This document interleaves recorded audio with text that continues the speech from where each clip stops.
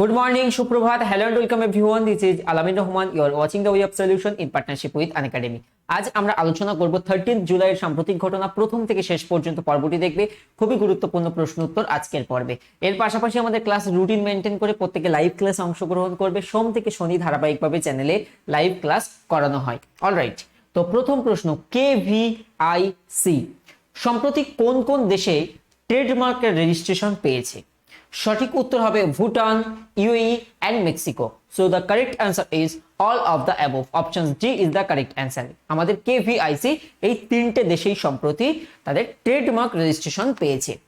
কেভিআইসি stand for, খুব গুরুত্বপূর্ণ একটি term, stand for Khadi and village industries commission. KVIC stand for Khadi and village industries commissions has recently secured trademark registration in 3 countries. They are Bhutan, United Arab Emirates and Mexico. So options D is the correct answer. এবং আরো অনেকগুলি দেশে applications রয়েছে and সেগুলি pending আছে। Next আমরা দেখি প্রশ্ন নাম্বার 2, নিম্নের কোনটি সম্প্রতি বিনয় প্রকাশকে তার গ্রিভেন্স অফিসার হিসেবে নিযুক্ত করলো ভারতে? সঠিক উত্তর হবে Twitter. Option C is the correct answer. Twitter appoints Vinay Prakash as the resident grievance officer in India. So option C is the correct answer.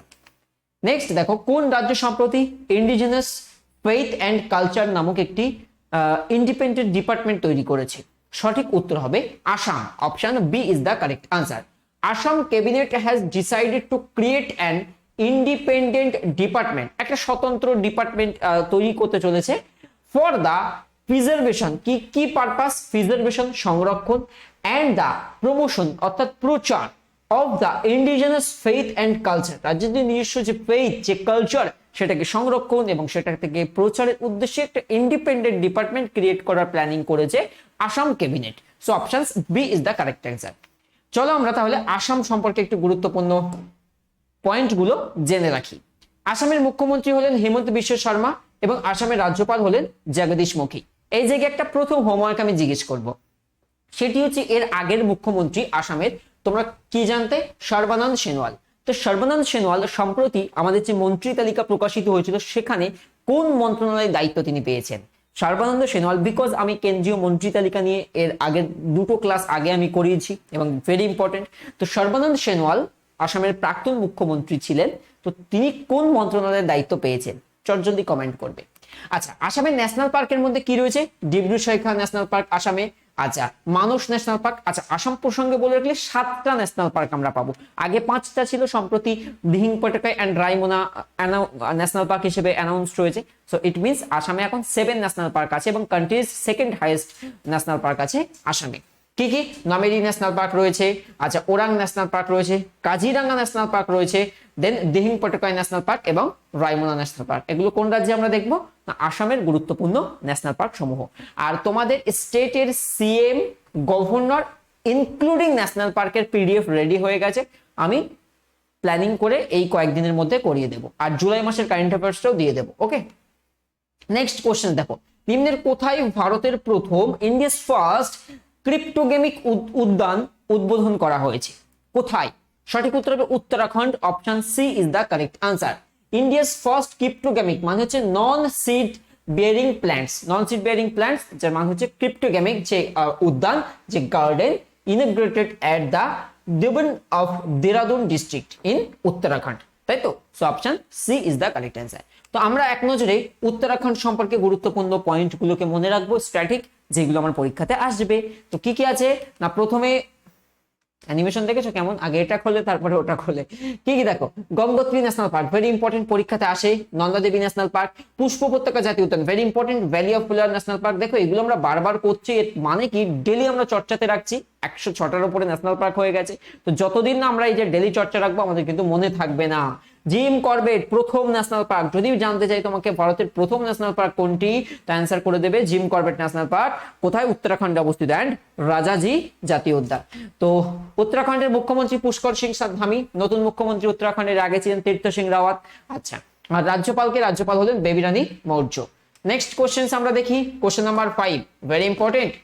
ভারতের প্রথম carbon black complex, countries first carbon black complex স্থাপন করা হয়েছে নিম্নের কোথায়? and the right answer is Karnataka. Option D is the correct answer. Epsilon Carbon Private Limited in India has established India's first integrated carbon black complex located in Barely, Karnataka. কর্ণাটকে প্রথম কিন্তু দেশের প্রথম কার্বন ব্ল্যাক কমপ্লেক্স ক্রিয়েট করেছে। So option D is the correct answer, Karnataka হবে সঠিক উত্তর। তাহলে আমরা কর্ণাটক সম্পর্কে গুরুত্বপূর্ণ পয়েন্টগুলোকে মনে রাখবো, যেগুলো কি কি না, কর্ণাটকের ন্যাশনাল পার্কের মধ্যে আংশি ন্যাশনাল পার্ক পেয়ে যাবে, Bandipur national park, Bannerghatta national park and Nagarhole national park. এগুলো কোন রাজ্যের ন্যাশনাল পার্ক? না, কর্ণাটকের ন্যাশনাল পার্ক। নাও আমরা কথা বলবো কর্ণাটকের মুখ্যমন্ত্রী অ্যান্ড গভর্নর। তোমরা প্রত্যেকে জানো নতুন কর্ণাটকের গভর্নর তিনি কে? থাওয়ারচাঁদ গেহলট, তাই তো? দেখে নাও। তো থাওয়ারচাঁদ গেহলট হচ্ছেন রাজ্যপাল এবং মুখ্যমন্ত্রী হচ্ছেন বিএস ইয়েডিউরাপ্পা। নেক্সট আমরা লাস্ট দিনের হোমওয়ার্ক নিয়ে কথা বলবো। লাস্ট দিনে কি হোমওয়ার্ক দিয়েছিলাম দেখি। অ্যাক্সিস ব্যাংকের বর্তমান চিফ এক্সিকিউটিভ অফিসার কে? সো অমিতাভ চৌধুরী হচ্ছেন অ্যাক্সিস ব্যাংকের বর্তমান সিইও। অ্যাক্সিস ব্যাংকের বর্তমান সিইও। আজকে আমি একটা কারেন্ট অ্যাফেয়ার্স দিয়েছি, তবে 4টে অপশনও দিয়েছি যাতে তোমরা বলতে পারো ও হো আগের স্লাইডে আমি কর্ণাটক সম্পর্কে ডিল করলাম, ভাবলাম আজকে একটু টাফ কোশ্চেন হবে তোমাদের, যারা যারা কারেন্ট অ্যাফেয়ার্স মানে সিএম গভর্নর পড়েনি তারা পারবে না, বাট সবাই তো পারবে, তো চট জলদি আনসার করবে, ঠিক আছে? কারণ আগের স্লাইডেই কর্ণাটকের সিএম গভর্নর বলে দিয়েছি, ভিডিও ব্যাকে যাবে না, চেষ্টা করবে আনসার, ঠিক আছে? চলো, থাওয়ারচাঁদ গেহলট, বাজুভাই বালা, বিএস ইয়েডিউরাপ্পা নাকি রমেশ বৈশ? নিম্নের কে সম্প্রতি উইম্বলডন টেনিস টুর্নামেন্টের একক পুরুষ শিরোপা জিতলেন? Men's single title at Wimbledon tennis tournament. সঠিক উত্তর ডেফিনেটলি হয়ে যাবে রজার। অ্যানিমেশন ভুল হয়েছে গো, দেখো। নোভাক জোকোভিচ wins Wimbledon men's singles title.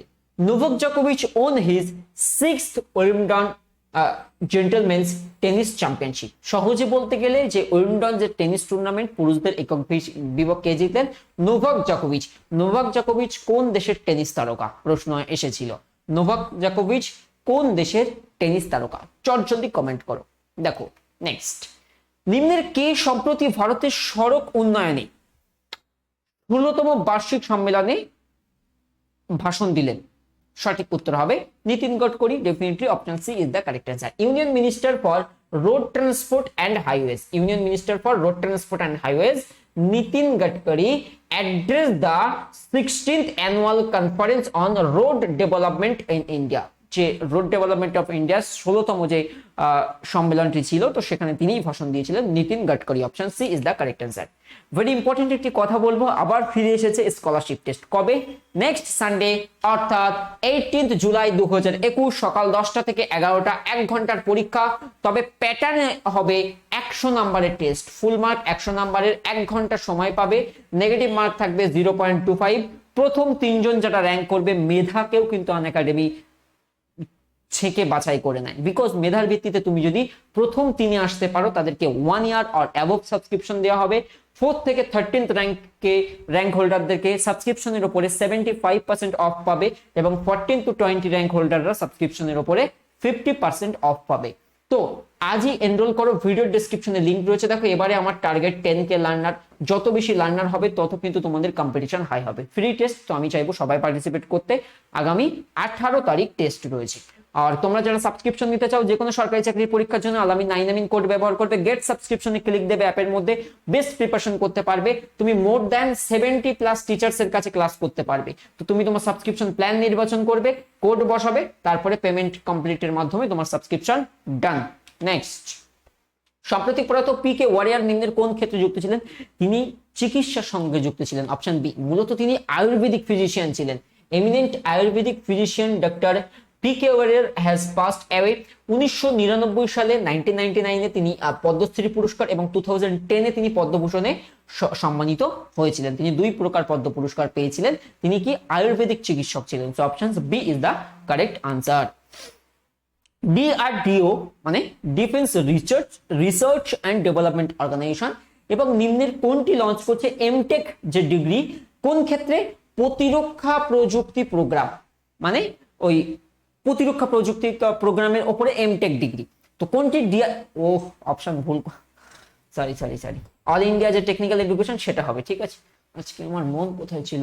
দেখো, এই যে আগে ডিআরডিও, আর কোনটি, আর হচ্ছে all India council for technical education. বুঝতে পেরেছো? একটু ধরে করে নেবে, এই দুটো আমি আজকে ঠিক করে নেবো, নাহলে ফাইনাল যে ওয়ার্ড ফাইলে আবার গন্ডগোল হয়ে যাবে। দেখে নাও তাহলে, regular MTech programme in defence technology, defence টেকনোলজির ওপরে যে এমটেক প্রোগ্রাম সেটা চালু হচ্ছে, has been launched by Defense Research and Development Organization মানে DRDO and All India Council for Technical Education AICTE, AICTE and DRDO এর প্রচেষ্টাই হচ্ছে কি প্রতিরক্ষা প্রযুক্তি প্রোগ্রাম মানে ডিফেন্স টেকনোলজি প্রোগ্রাম। ক্লিয়ার?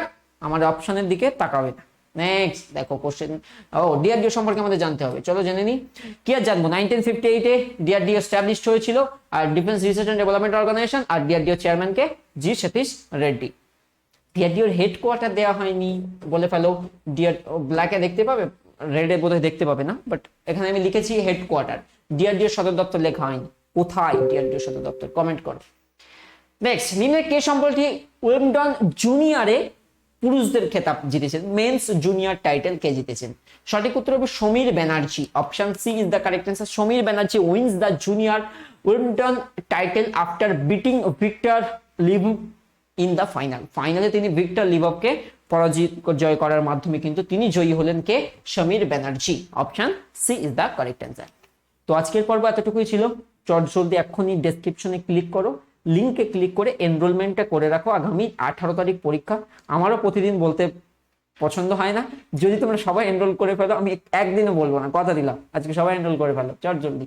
ওকে, তো থ্যাংক ইউ সো মাচ। পরীক্ষায় দেখো তোমাদের পার্টিসিপেট করতে হবে, লটস অফ লার্নার আসতে হবে, এবং তোমাদের মধ্যে সত্যিই যাদের মেধা ভালো, যারা 60 মিনিটে 100 নম্বরের উত্তর দিয়ে টপ স্কোর করবে, তারাই তো পাবে সাবস্ক্রিপশন, এবং বাকিদেরও তো সাবস্ক্রিপশনের উপরে 50% অলমোস্ট অফ দেয় এবং 75% অফ দেয়। সো এটা একটা গ্রেট ইনিশিয়েটিভ। আনএকাডেমির যে অ্যাপের যে ফিচার রয়েছে, কান্ট্রিজ নাম্বার 1 অনলাইন প্ল্যাটফর্ম, তো সেই যে ফিচার, তো অবশ্যই তুমি সেগুলোকে অ্যাক্সেস করো, ভালো লাগবে। তবে বললাম, আর যারা জানো না কিভাবে টেস্ট দিতে হয়, আমি ডেসক্রিপশনে একটা ভিডিও লিঙ্কও দিয়ে রাখবো, চাইলে ওয়াচ করে নেবে যে হাউ টু পার্টিসিপেট বা কিভাবে একটা টিউটোরিয়াল ভিডিও করা আছে আমার নিজেরই, একবার দেখে নেবে। TWS এর লিঙ্ক আমি দিয়ে রাখবো ডেসক্রিপশনে। চলো টাটা, ভালো করে প্রিপারেশন করো। আজকে সমস্ত ক্লাস চ্যানেলে চালু থাকবে, সব ক্লাস করবে। চলো।